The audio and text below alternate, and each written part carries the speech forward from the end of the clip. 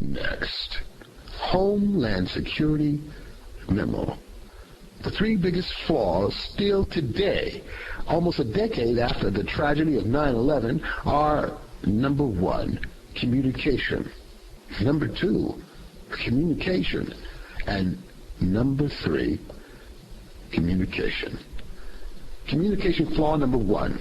The Emergency Command Centers should have never been inside the World Trade Center, or any fixed building for that matter. The police, fire department, and search and rescue personnel should have had more first-hand knowledge and a better understanding regarding what was taking place during the World Trade Center attacks. At least the same knowledge that every man, woman, and child had, even in California, while watching Fox News, CNN, and every TV and radio news network across the nation. Now, yes, pretty much no one knew that the towers would collapse in the way that they did. However, after the first tower went down, the inevitability of the second tower was certain. Even my colleague from Japan awakened me about what she was watching from Osaka. Every police officer, firefighter, and search and rescue personnel should have had the same benefit of this simple knowledge. As I've stated, no emergency command center should have been placed within any fixed building anywhere in the country. All major and minor emergency structures should be portable mobile units able to move from place to place to help the public in any location across the nation. The estimated 10,000 emergency economic information centers set up in at least every major city would pretty much eliminate this problem. Also, if any of these portable emergency disaster centers are not close enough to whatever ground zero emergency is taking place, these units are portable, flexible, and capable enough to move closer to the epicenter to give the appropriate emergency response for whatever the situation calls for.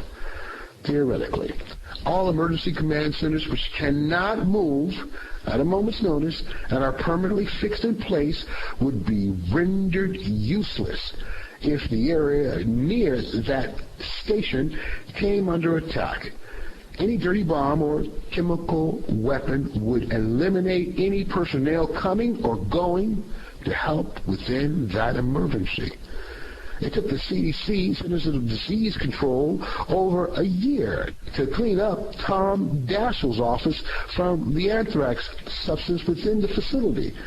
All equipment, including computers, must be cleaned thoroughly or thrown away. No doubt the computers and other communication systems are worth more than the center itself. Again, be ye mobile should be a new commandment within the emergency disaster security industry. Communication flaw number two.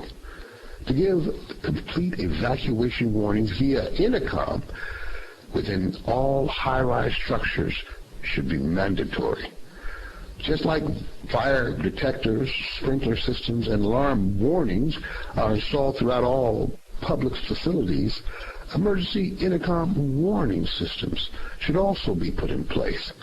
These warning systems should give a more thorough and complete warning to evacuate immediately than to have police, firefighters, and search and rescue teams risk their lives to weed out every man, woman, and child throughout the buildings. Safe from a nearby portable emergency disaster command center, this remote warning system can be activated for any facility remotely. The everyday technology used by a simple garage door opener can be utilized for each building facility within the emergency command center area, just as various codes can be set within a common garage door opener. The address number of all buildings in the area can be the simple code on a digital computer unit to activate whatever appropriate voice warning is needed for any building. Even different warnings for other structures can be simultaneously given for whatever the situation calls for. This would be a minor upgrade by utilizing simple technology.